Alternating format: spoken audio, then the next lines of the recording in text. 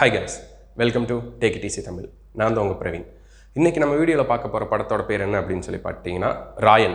S, எல்லாருக்குமே தெரியும், ரொம்ப சக்ஸஸ்ஃபுல்லாக ஓடிட்டு இருக்கக்கூடிய ஒரு படம் தான். இந்த படத்துக்கு போகிறதுக்கு முதல் காரணம் என்னன்னு சொல்லி பார்த்தீங்கன்னா, என்னோட பர்சனல் ரீசன் என்னன்னு சொல்லி பார்த்துட்டிங்கன்னா ரஹ்மான் சார்.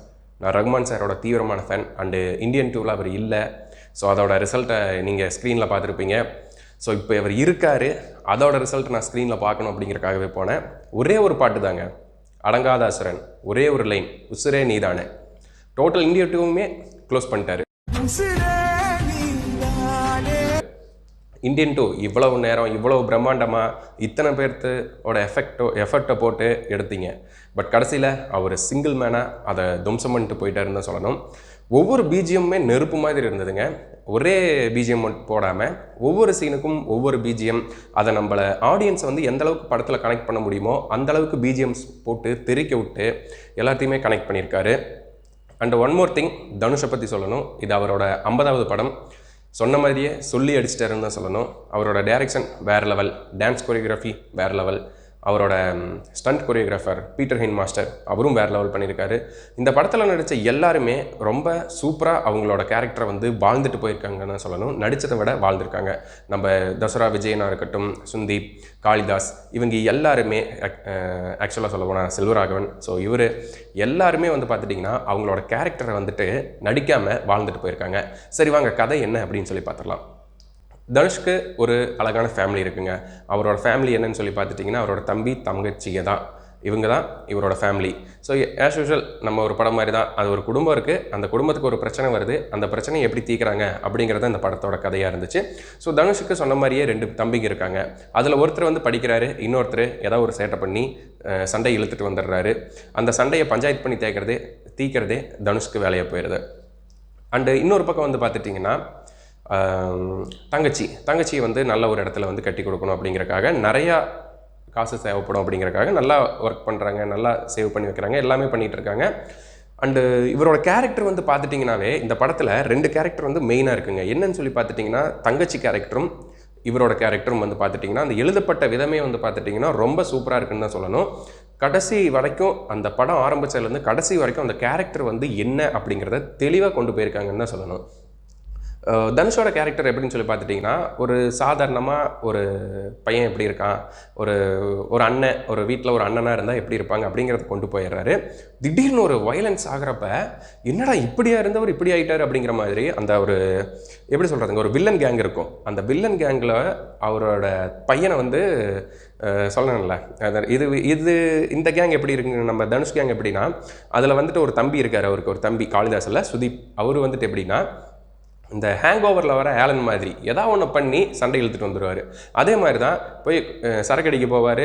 வில்லன் கேங்கோட பையன், அவர் வில்லன் கேங் லீடரோட பையனை வந்து கொண்டுருவார். கொண்டதுக்கப்புறம் வில்லன் வந்து ஃபோன் பண்ணிட்டு, நீ உன் தம்பியை கொண்டு வந்து என் வீட்டில் விட்டுட்டு போயிரு, உன் குடும்பத்தையே விட்டுறேன் அப்படிங்கிறப்ப கட் பண்ணிட்டு இவரை வந்து ஒரு அப்போ போகிறாரு. ஒரே ஒரு ஸ்லாப் தான் கொடுத்ததுக்கப்புறம் அடுத்த சீன் பார்த்துட்டா வில்லன் கேங்கையே காலி பண்ணிடுறாருங்க. இவங்க 3 பேர் போகிறாங்க, வில்லன் கேங் காலி. அதுக்கப்புறம் வந்து பார்த்துட்டிங்கன்னா இது வந்து ஃபஸ்ட் ஹாஃப் முடிஞ்சிங்களா. செகண்ட் ஹாஃபில் இது எனக்கு கொஞ்சம் ஒரு குறைபாடாக தெரிஞ்சது. என்ன அப்படின்னு சொல்லி கேட்டிங்கன்னா, எஸ்ஜே சூர்யாவும் இந்த துரை அப்படிங்கிற ஒரு கேரக்டரும் இருக்குங்க. ஸோ துரையை வந்து போட்டு தள்ளிடுறாரு. எஸ்ஜே சூர்யா வந்துட்டு நீ தானே துரையை போட்ட அப்படின்னு கேட்குறப்ப இல்லை அது நான் இல்லை அப்படின்னு சொல்கிறாரு. இல்லை நீ ஒத்துக்கோ, இல்லைன்னா உன்னை வாழ விட மாட்டேன் அப்படிங்கிறாரு. அதாவது என்னென்னா என் கேங்கில் இல்லைன்னா உன்னை வாழ விட மாட்டேன் அப்படிங்கிறாரு. ஸோ இது வந்துட்டு எனக்கு ஒரு சில்லியான ரீசனாக தாங்க தெரியுது.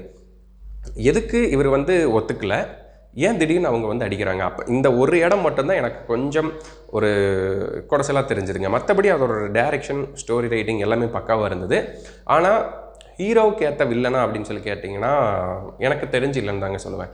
ஏன்னா ஹீரோ வந்து ரொம்ப பவர்ஃபுல்லாக இருந்தார், வில்லன் வந்து அந்தளவுக்கு பவர்ஃபுல் இல்லை. ஸோ அந்த கேங்கே வந்து பார்த்துட்டிங்கன்னா கொஞ்சம் பவர் கம்மியாக தான் இருந்தது. ஸோ இவருக்கு கொஞ்சம் ஈக்குவலான ஒரு எஸ்ஜே சூர்யாவாக இருந்திருந்தால் இன்னும் படம் வந்து வேறு லெவலில் இருந்திருக்கலாம். மேபி இதோட பார்ட் 2 கூட வர்றதுக்கு வாய்ப்பு இருக்குது. ஸோ அது வந்து நம்ம சொல்ல முடியாது. அதுக்கப்புறம் வந்து பார்த்துட்டிங்கன்னா அந்த இன்ட்ரோலுக்கு அப்புறம் இன்னொரு கிளினிக்கில் வந்துட்டு ஒரு ஃபைட் சீன் வந்து வருங்க. அதில் வந்து பார்த்துட்டிங்கன்னா அவரோட தங்கச்சி வந்துட்டு செமையாக ஒரு ஃபைட் பண்ணியிருப்பாங்க, அது வேறு லெவலில் இருக்கும். அப்புறம் இவங்க தங்கச்சி வந்து ஒருத்தர் ரேப் பண்ணிடுவான், அவங்கள அது கொன்னுட்டு அந்த பொண்ணே வந்து கொன்னுட்டு, அண்ணா டீயில் சர்க்கரை சரியாக இருக்கா அப்படின்னு சொல்லி கேட்பா. அப்படி அவங்களோட ஆக்டிங் எல்லாம் வந்துட்டு வேறு லெவலில் இருந்துச்சுங்க. அதுக்கப்புறம் வந்து ஒரு சமாதான பேச்சுவார்த்தை வந்து நடத்துகிறாங்க. சமாதானம் பண்ணி முடிச்சதுக்கப்புறம் அடங்காத அசுரன் பாட்டு வருதுங்க. பா எஸ்.ஜே. சூர்யா யாரா என்னம்மா மனுஷன் வெறித்தனமாக ஆடிருப்பா. அப்படி அந்த உசுரே நீ தான். அந்த ஒரு சீனுக்கு அந்த ஒரு எப்படி சொல்கிறதுங்க, அந்த ஒரு சீனை வந்து எடுத்திருக்கிற விதம் வந்து ஹேட்ஸ் ஆஃப். ஏஆர் ரஹ்மான் சாரை வந்துட்டு இந்த அளவுக்கு எலிவேட் பண்ணி ஒருத்தவங்க வந்து காட்டியிருக்காங்க அப்படிங்கிறது வந்துட்டு அது தனுஷ் சாருக்கு தான் போகணும். அண்டு மோரோவர் வந்து பார்த்துட்டிங்கன்னா இந்த படம் வந்து எனக்கு பர்சனலாக வந்து பிடிச்சிருந்ததுங்க. ஒரு சின்ன சின்ன குறைகள், நம்ம வந்து படம் அப்படிங்கிறது வந்துட்டு குறை நிறைய எல்லாமே இருக்கும். ஒருத்தருக்கு பிடிக்கலாம், ஒருத்தருக்கு பிடிக்காமல் போகலாம். ஆனால் இந்த படம் வந்து தேட்டரில் போய் பார்க்கலாமா அப்படின்னு சொல்லி கேட்டிங்கன்னா எஸ், கண்டிப்பாக போய் பார்க்கலாம். எந்த ஒரு பிரச்சனையும் இல்லைங்க. என்ன கொஞ்சம் அடிதடி சண்டை வெட்டுக்குத்து காட்சிகள் அதிகமாக இருக்குது. அதை தவிர இந்த படம் வந்து தேட்டரில் போய் பார்க்கலாம். எல்லாருமே குடும்பத்தோடு போய் பார்க்கலாமான்னு கேட்டால் எஸ், இப்போ எல்லாருமே பார்க்க ஆரம்பிச்சிட்டோங்க. ஸோ அதனால் வந்துட்டு இது ஏ சர்டிஃபிகேட் வாங்கியிருந்தானே, என்ன வாங்கியிருந்தானே, எல்லாருமே போய் குடும்பத்தோடு போய் பாருங்கள். சில பேர் வந்து சொல்லுவாங்க இந்த படம் நல்லா இல்லை, போக வேண்டாம் அப்படின்ட்டு. இல்லை, போங்க, போய் பாருங்கள். ஒவ்வொருத்தருக்கும் ஒவ்வொரு டேஸ்ட் வருங்க. நம்ம வந்து அதை வந்து தேட்டரில் போய் ஃபீல் பண்ணோம் அப்படிங்கிறத மட்டும்தான் நம்மளுக்கு முழுமையான ரிவ்யூ வந்து அந்த படத்தோட கதையை வந்து தெரிஞ்சுக்க முடியும். ஸோ அதனால் எல்லோரும் போய் தேட்டரில் போய் பாருங்கள். படம் நல்லா தான் இருக்குது. மீண்டும் ஒரு நல்ல வீடியோவில் சந்திக்கிறேன். நன்றி.